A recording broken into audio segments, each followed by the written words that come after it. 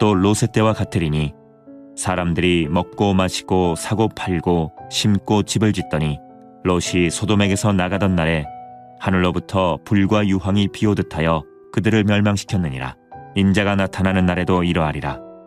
얼마 전 기독교 한 잡지에서 특별한 인물을 소개한 기사를 제가 읽은 적이 있습니다. 그분은 남대문과 명동을 걸어다니면서 복음을 전도하는 거리 전도사였습니다. 그는 60대 중반에 어떤 점잖은 분입니다. 정말 이렇게 뷰티가 나고 정말 뭐라 그럴까요? 양복을 항상 정갈하게 입고 정말 머리 하나 흐트러짐 없이 너무나도 뷰티가 나는 깔끔한 분이 명동과 남대문을 다니면서 복음을 전도했습니다. 그리고 한 손에는 꼭 성경을 이렇게 들고 또 한 손에는 조그만 십자가를 들고 가방을 크로스백으로 메고 다니는데 그 가방 속에 뭐가 있냐 하면 절대 싸지 않은 사탕과 초콜릿을 잔뜩 담고 다니면서 조금 반응이 있거나 또 말씀을 듣는 사람한테 이 사탕과 초콜릿을 줍니다. 근데 절대로 싼 게 아니에요. 그냥 싸구려 주면 안 받으니까 요즘.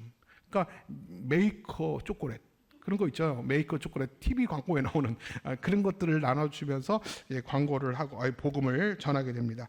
또는 한 거리 귀퉁이에 서서 높은 목소리가 아니라 중저음의 적은 목소리로 지나가는 사람들에게 복음을 전하기도 합니다. 이 기자가 이 거리 전도자를 만나서 일문일답 형식으로 그분의 인생과 그분의 사역에 대해서 기사를 기록을 했습니다. 기자가 묻습니다. 그분한테 선생님 혹시 목사님이십니까? 그러자 아니요 저는 목사님이 아닙니다. 저는 중소기업을 운영하는 장로입니다.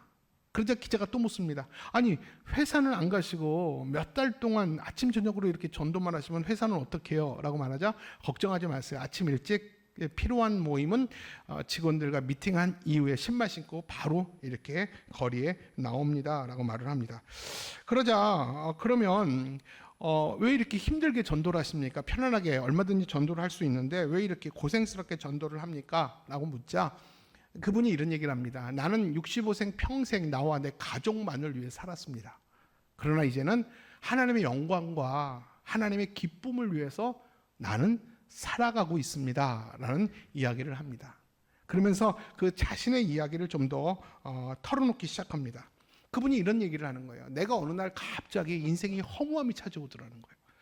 내가 돈도 벌 만큼 다 벌었고 삶이 안정되어 있고 자녀들은 다 결혼 갖고 직장도 편안한데 아무 걱정이 없는데 내 삶이 갑자기 허무하고 외롭고 깊은 우울함이 들어오더라는 것이죠. 이게 왜 그렇지?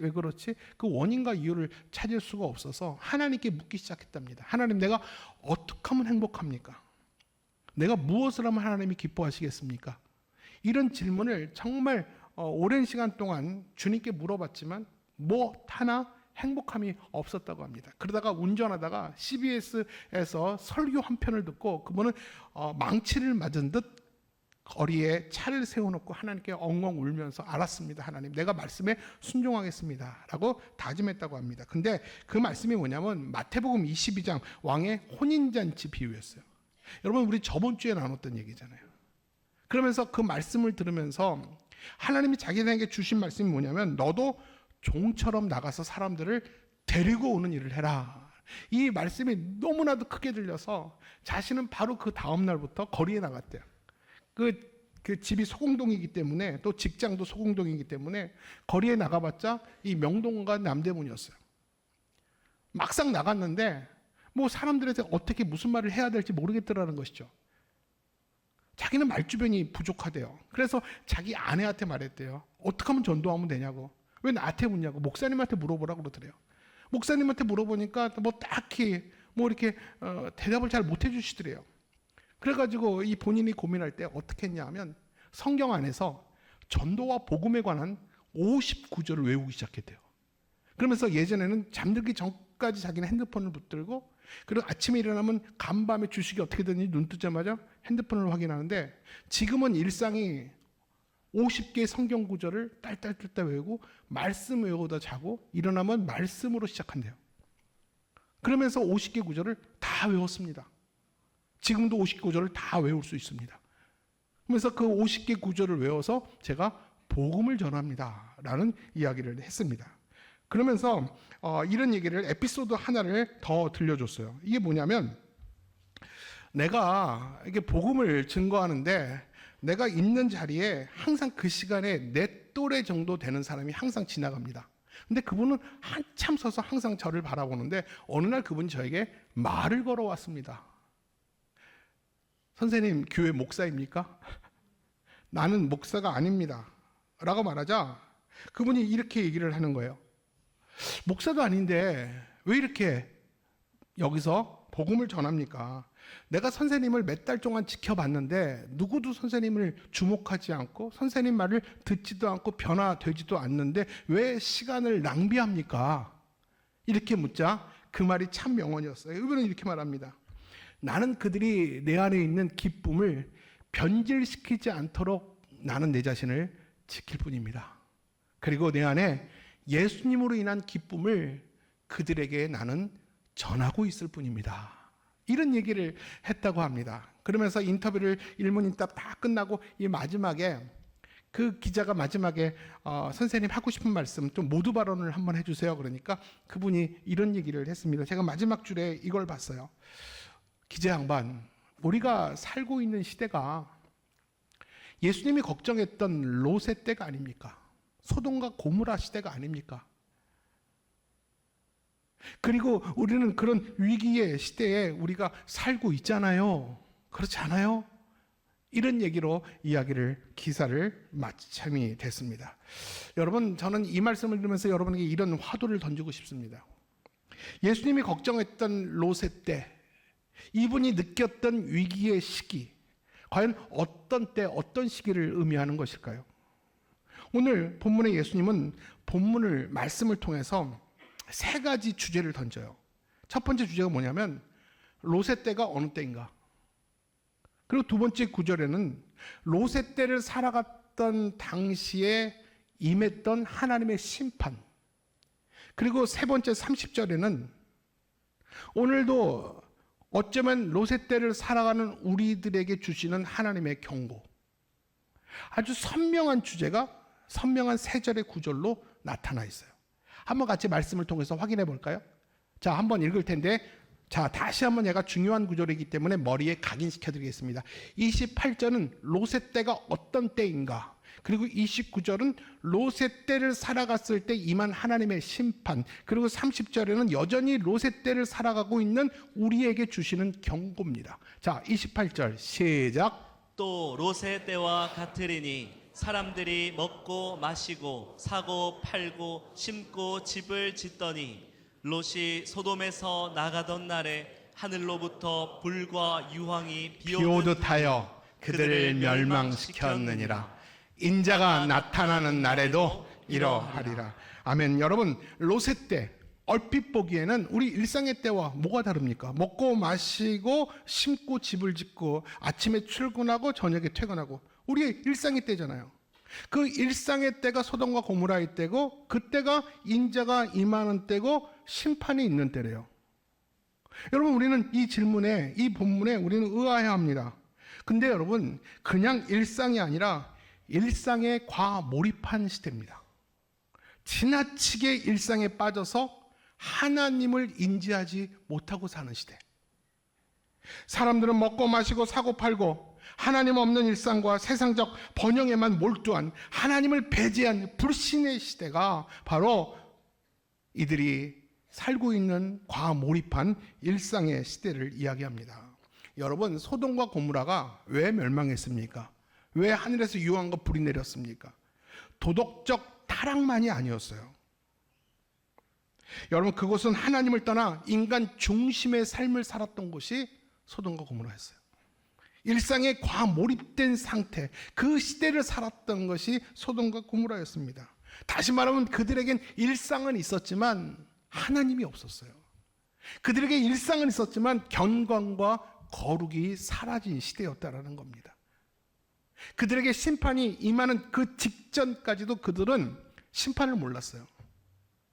심판이 임하는 순간까지도 그들은 일상에 취해 있었어요. 어떻게 하면 더 많이 벌까? 어떻게 하면 남보다 더 많이 소유할까? 내가 어떻게 하면 더 많이 소유를 확보할 수 있을까? 이렇게 자신에게, 가정에게 열심히 치열하게 살았던 일생에 취해 있을 때 바로 소돔과 고모라 가운데 하나님의 심판이 임했던 것입니다. 여러분, 그래서 예수님은 오늘 우리가 살고 있는 시대가 그런 의미에서 롯의 때, 소돔과 고모라 때와 같다고 성경은 이야기를 하고 있는 것이에요. 여러분, 성경은 디모데후서 3장 1절에서 2절까지 우리의 때, 우리가 살고 있는 이 롯의 때에 대해서 이렇게 말합니다. 여러분, 제가 저 말씀을 함께 읽을 텐데 어느 시대, 누구의 시대를 얘기하는지 한번 같이 생각해 보세요. 시작. 말세에 고통하는 때가 이르러 사람들이 자기를 사랑하며 돈을 사랑하며 교만하며 비방하며 부모를 거역하며 감사하지 아니하며 거룩하지 아니하며. 여러분, 어떻습니까? 저 시대가, 저 때가 어느 때를 얘기하는 겁니까? 우리 미래의 세대입니까? 우리 자녀 세대입니까? 혹시 저와 여러분이 살고 있는 시대 아닙니까? 여러분, 이런 현상이 나타나는 시대가 바로 우리 시대고요. 바로 우리 시대가 바로 지금의 롯의 때라는 거예요. 어느 작은 마을에 오래된 나무들이 군락을 이루고 있었습니다. 겉보기에는 다 멀쩡해 보였어요. 길쭉길쭉해서 다 멀쩡해 보였지만 사실은 그 나무들이 벌레가 다 갉아먹어서 속이 텅텅 비어 있었습니다. 근데 어느 날 큰 바람과 태풍이 불어왔어요. 어떻게 됐을 것 같아요? 어떻게 됐겠습니까? 순식간에 모든 나무들이 한순간에 다 쓰러져 버렸어요. 왜 그럴까요? 평소에는 멀쩡해 보였기 때문에 안심했어요. 그러나 사실은 그 안에서부터 다 무너져 있는 상태였습니다. 여러분, 이것이 뭘 의미합니까? 우리의 일상은 있지만 경건을 잃었을 때 당하는 성도의 심판이에요. 우리가 겉으로는 아무런 문제가 없어 보입니다. 다 평안해 보이고 안정적입니다. 그러나 하나님을 배제한, 하나님을 인식하지 않고 하나님의 심판에 무지한 우리 성도들의 삶이 이럴 수 있다라는 거예요.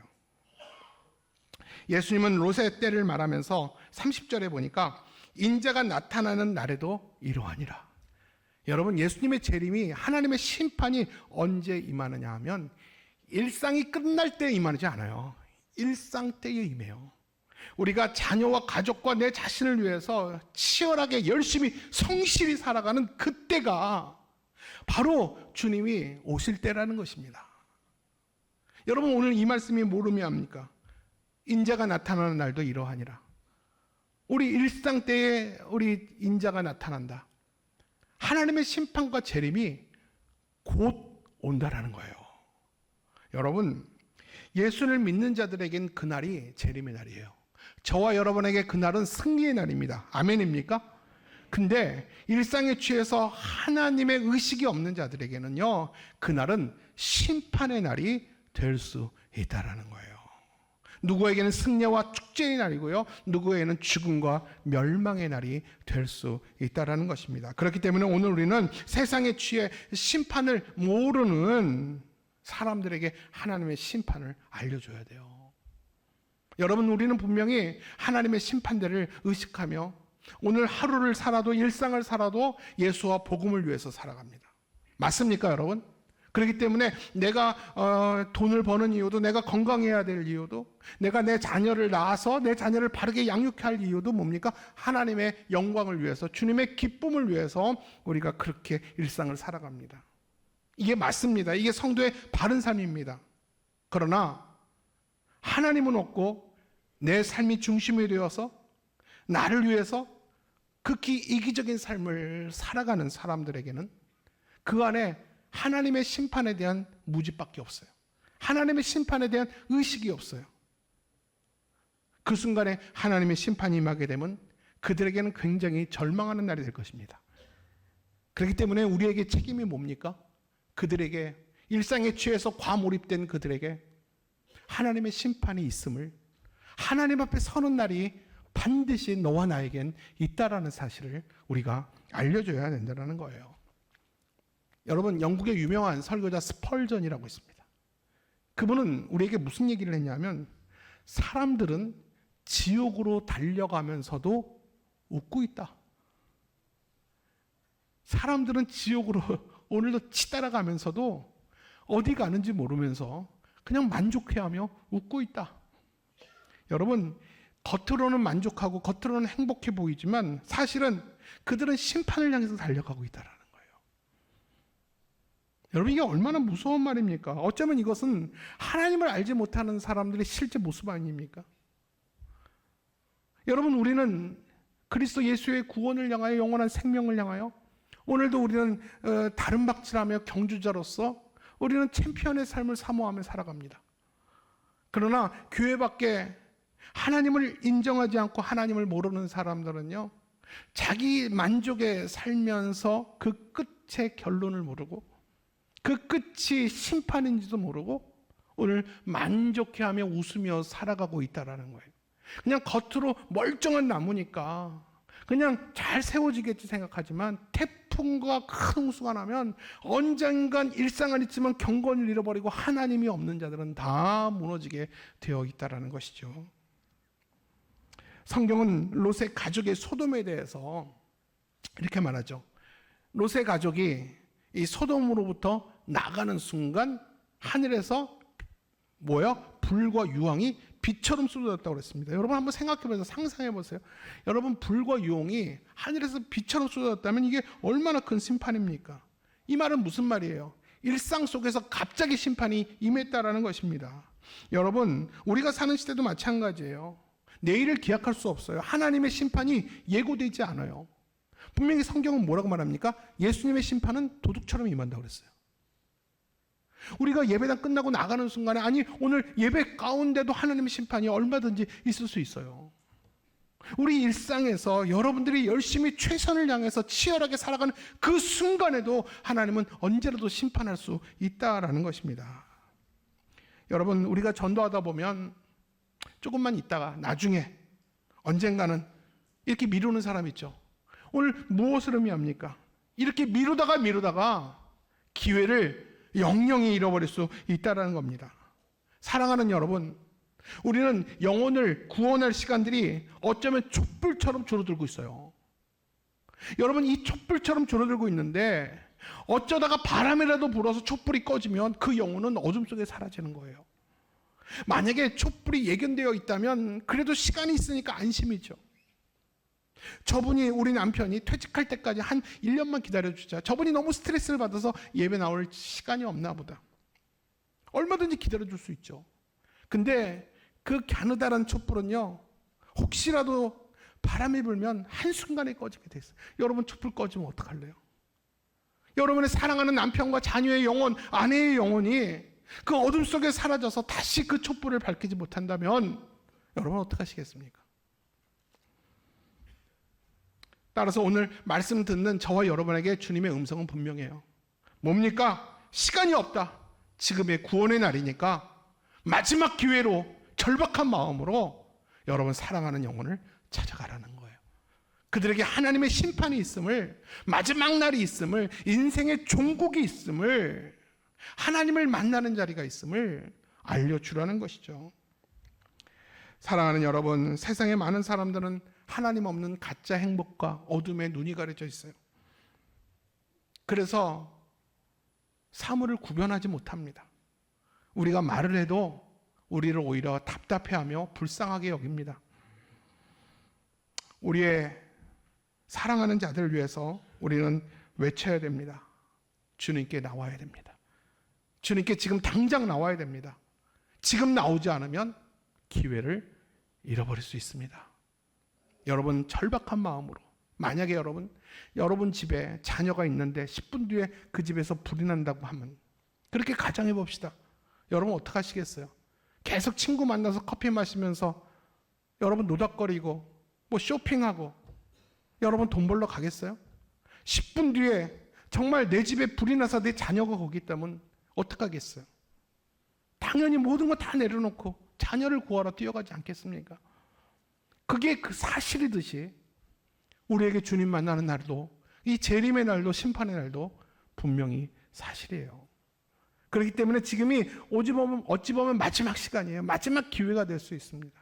여러분, 이천신화교회에서 태신자 1차 작전 기간이 오늘까지인데 여러분 다음에 2차 작전까지 시간이 있겠지만 그 시간 동안에 바람이 불면 어떡하시겠습니까? 바람이 불어서 그 영혼이 꺼진다면 여러분 어떡하시겠습니까?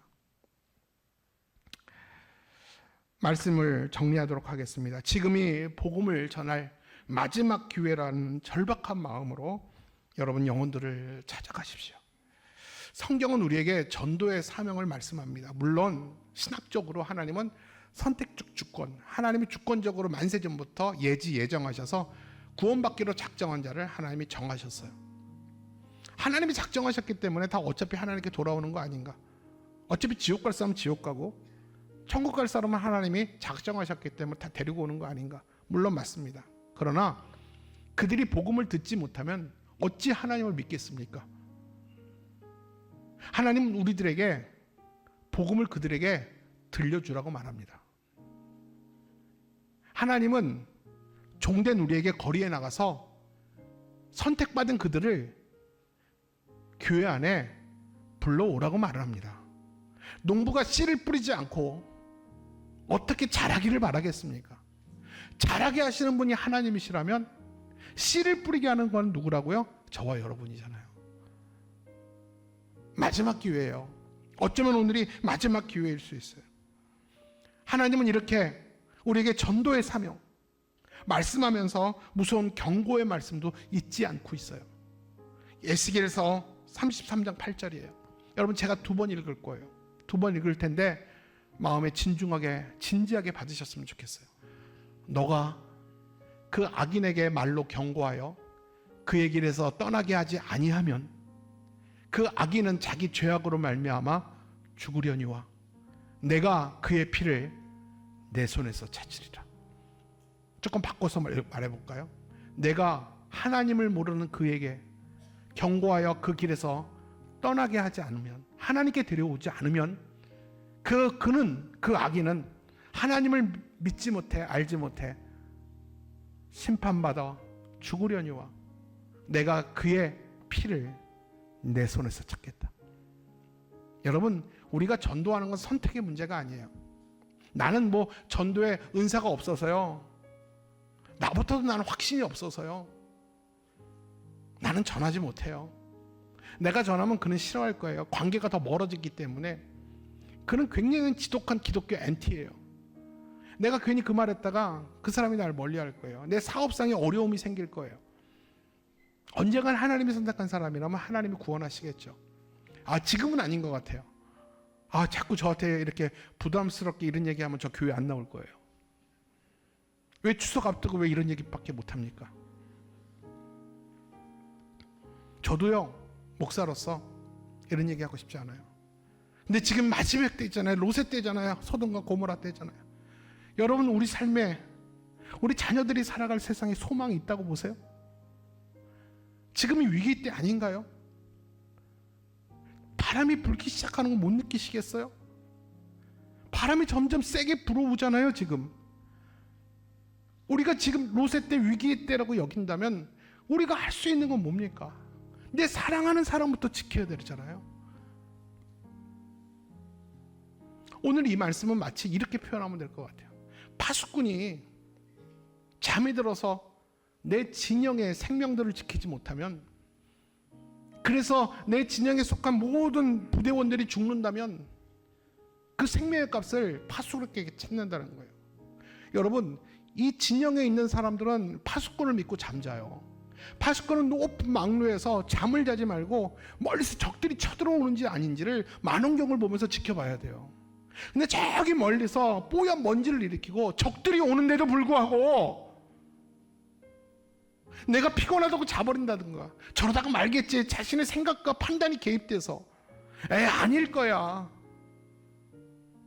지금이 어느 때인데 전쟁이야.